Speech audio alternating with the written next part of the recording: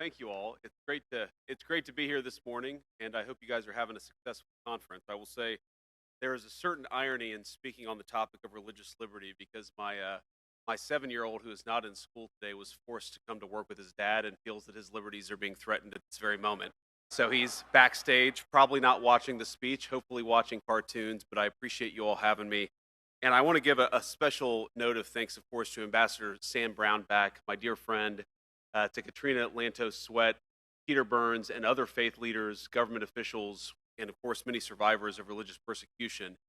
Thank you all for convening and participating in this summit, which is on a topic whose importance unfortunately grows with each passing moment, and hopefully our new administration can help.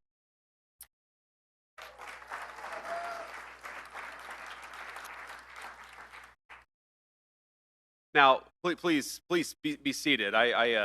I always feel weird when people are standing up to hear me speak. It's not going to be that good, ladies and gentlemen. You can have a seat.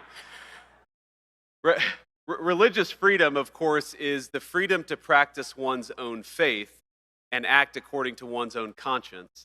And it's, of course, the bedrock of civil society in the United States of America and across the world. We know in America, faith nurtures our communities. At home and abroad, it fosters a love for one's neighbors. It inspires generosity and service. It calls us to treat one another with dignity, to lift up those in need, and to build nations grounded in moral principle. In America, our founding fathers rightly recognized this, listing freedom of religion first among the liberties enshrined in our great Constitution. Before he was elected president, John Adams, who was the first vice president, I might add, observed that politicians, quote, may plan and speculate for liberty, but it is religion and morality alone which can establish the principles upon which freedom can securely stand.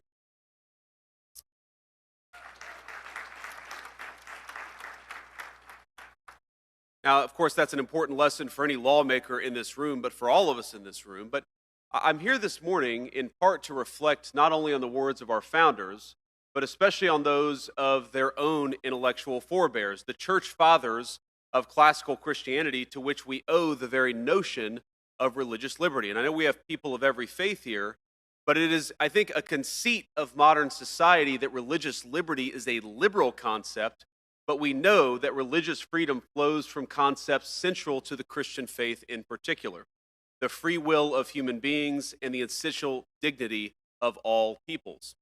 We find its foundational tenets in the Gospels themselves, with Christ's famous instruction to render unto Caesar that which is Caesar's, and unto God that which is God's.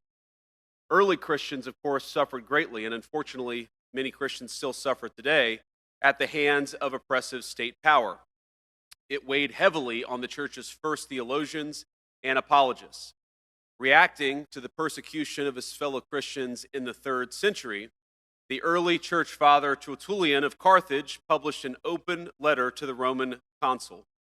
In it, he advocated the freedom to practice one's faith according to his or her conscience, and I'm quoting, "It is only just and a privilege inherent in human nature that every person should be able to worship according to his own convictions. The religious practice of one person neither harms nor helps another. It is not part of religion to coerce religious practice, for it is by choice, not coercion, that we should be led to religion," end quote. Now, perhaps unsurprisingly, it was the same church father who is credited with first coining the phrase religious liberty. Decades later, another Christian apologist would go on to advise Emperor Constantine, quote, "Religion cannot be imposed by force. The matter must be carried on by words rather than by blows." And of course, this line of thought runs from the early church fathers to now the modern era, where we recognize that we can't force our faith on anybody. America's founders recognized that their own writings was in dialogue with these philosophical predecessors. In his personal correspondence, Adams himself made references to both Tertullian and other church fathers. Thomas Jefferson owned an edition of Tertullian's collected writings, which he marked up and which today sits in the Library of Congress. In fact, in a personal copy of his own Notes on the State of Virginia, Jefferson went so far as to handwrite Tertullian's quote about faith in the margins of a passage on religious liberty. This is the legacy that has guided America's political principles from the founding to this very day. We remain the world's largest majority Christian country, and the right to religious freedom is protected by the people for everybody, whether you're a Christian, a Jew, a Muslim, or no faith at all. But religious liberty is not simply, as we all know, about legal safeguards. It is also about fostering a culture in which faith can thrive, so that men and women can fully appreciate and respect the God-given rights of their fellow citizens. Because one of the wonderful apparent paradoxes of religion is that in connecting us to the sacred and to the universal, it deepens our commitment to the particular, to our neighbors, to our obligations to one another, to the individual communities that all of us call home. I know that many of you came from all over our country, and I know that many of you know that I come from a poor part of our country. And growing up, my family and I, we were Christians, but we weren't regular churchgoers. My grandmother, who raised me, was a deeply faithful woman in her own way, but she was skeptical of institutionalized religion and rarely attended Sunday services herself.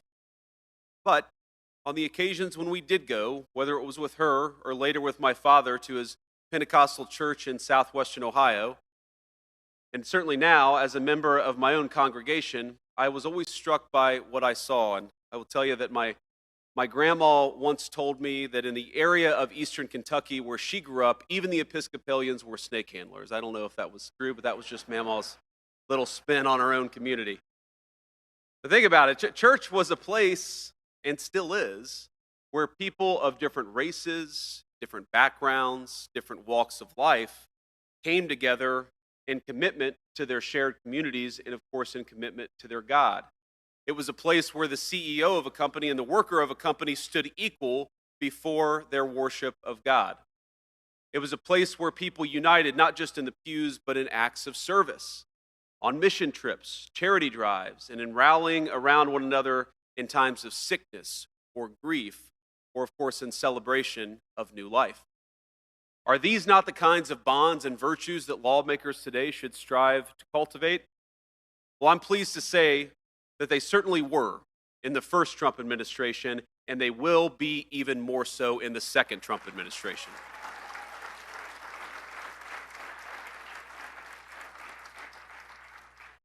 Now, in his first term, President Trump centered the cause of advancing religious freedom in his foreign policy. In China, across Europe, and throughout Africa and the Middle East, the first Trump administration took critical steps to protect the rights of the faithful, whether that was by rescuing pastors who were persecuted by foreign regimes, or bringing relief to the Yazidis, Christians, and other faith communities facing genocidal terror from ISIS. And in his domestic policy, President Trump's first term brought a new high watermark for religious Americans.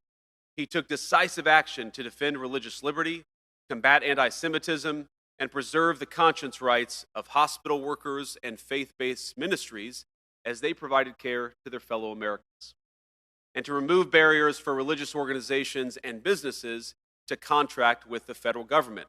You shouldn't have to leave your faith at the door of your people's government, and under President Trump's leadership, you won't have to.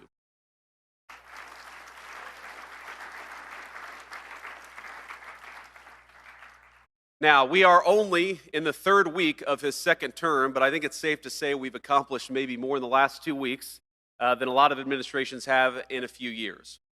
But this administration is intent on not just restoring, but on expanding the achievements of the first 4 years and certainly of the last 2 weeks. And in this short period, the president has issued orders to end the weaponization of the federal government against religious Americans, pardon pro-life protesters who were unjustly imprisoned under the last administration, and importantly, stop the federal censorship used to prevent Americans from speaking their conscience and speaking their mind, whether it's in their communities or online. Now, our administration believes we must stand for religious freedom, not just as a legal principle, as important as that is, but as a lived reality, both within our own borders and especially outside of them. In recent years, too often has our nation's international engagement on religious liberty issues been corrupted and distorted to the point of absurdity.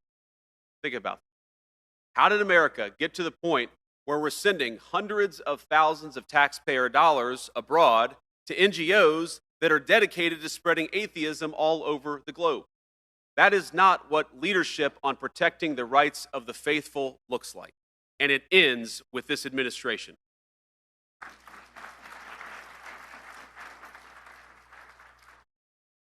And I'd add that part of our protecting religious freedom initiatives means recognizing in our foreign policy the difference between regimes that respect religious freedom and those that do not.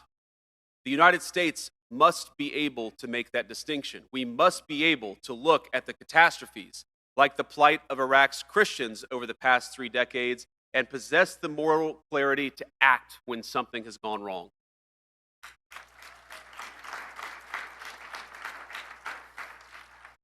Now, this administration stands ready to do so, and thankfully, President Trump chose to nominate as Secretary of State one of my dear friends, and I believe one of the great living champions of religious liberty across the globe, a person whose dedication to religious liberty flows from his faith in the same way that mine does. And of course, that's our great Secretary of State, Marco Rubio, confirmed 99-0 by the U.S. Senate.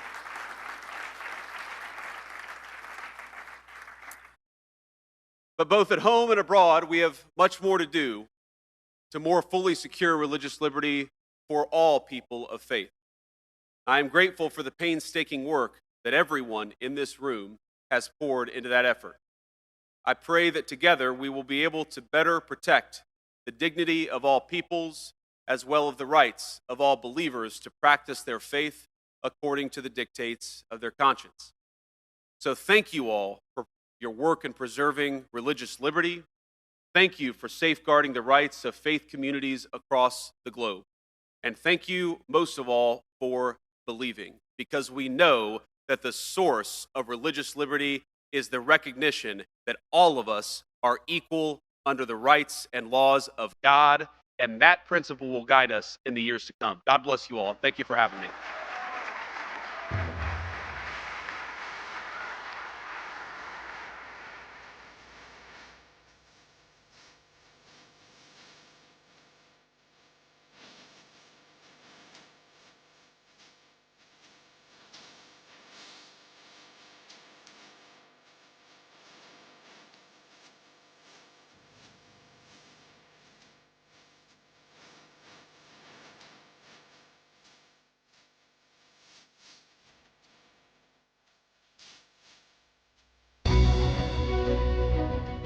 Please welcome via live stream actor and founder of Lede Haiti, Rainn Wilson.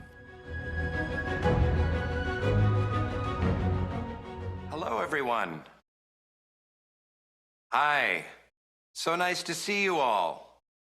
I'm sorry that I couldn't be there in person, and what a strange and profound honor to be following the Vice President of the United States in any kind of talk.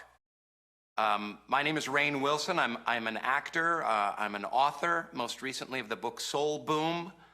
And I do believe that I could play J.D. Vance in the upcoming television movie. What do you think? Give me your thoughts. I see a bunch of people milling around in a blue room talking, but I'm going to pretend that you're listening to every word I'm saying right now. It's an honor to be asked to participate. I'm sorry I couldn't be there in person. You see, I had agreed to show up and speak to you all, but at the same time I got cast in my first ever Broadway musical. And we had our first dress rehearsal last night. We have rehearsals all day today. We open tonight. But here's the deal. I'm so thrilled to be beamed in to your virtual Washington, D.C. living room today. And I was thinking about the similarities between spiritual practice and doing a Broadway musical. It's a sacred space. There's laughter. There's tears. We are providing joy to the congregation. We're creating something transcendent. We're telling stories, and hopefully people leave better than when they showed up. And that's what we're all striving for. And just as there's similarities between a Broadway musical and a religious or spiritual gathering, I think what's beautiful about your organization and the hundreds and hundreds of you that are participating in this is setting aside the religious differences and focusing on the universalities of spiritual belief and religious belief. I write about this in Soul Boom, and it's something I think that we need to come back to as religious practitioners, as clergy members, as people of faith. And that is, we are seeking to build community, whether we're Muslim or Christian or Buddhist or Jewish. We are seeking to find transcendence. We are seeking to heal one another. We're seeking to be of service to one another. We're seeking to set aside our egos in a kind of a selflessness, and we're seeking to serve something far greater than ourselves. God, the Great Spirit, whatever you want to call it, Allah. And it's turning to these universalities and working together shoulder to shoulder that is so important in the work that you all are doing. And this conversation that you're having is absolutely stunning. It's moving, and I'm just thrilled to participate even in a tiny, tiny way. Now, one important reason that I wanted to show up and have you witness this incredibly gorgeous, beefy face on your screens in front of you, this very J.D. Vance-esque face. Again, I'm trying to plug playing J.D. Vance in the J.D. Vance story, is I am a member of the Baha'i faith. And when we speak about religious freedom in the world, there is almost no greater case of religious persecution than the Baha'is in its home country of Iran. There's at least 500,000, perhaps more, Baha'is in Iran. It's the largest religious minority. Currently, there are 1,200 Baha'is facing some kind of court proceedings. Baha'is are not allowed to get married. They're not allowed to get buried in Baha'i cemeteries. Baha'is are not allowed to gather. Even owning Baha'i literature and materials can end up putting you in jail. Baha'is are not allowed to get a higher education. And out of this 150, 180 years of persecution, tens of thousands of deaths, thousands and thousands of imprisonments, Baha'is are fostering something that we call constructive resilience. What is that? Instead of merely taking it, instead of merely suffering, how do we take this kind of persecution and transform it into gold? How do we transform it into survival? Constructive resilience has created the Baha'i Institute of Higher Education, where Baha'is not allowed to get an education in Iran are finding ways online and in secret and in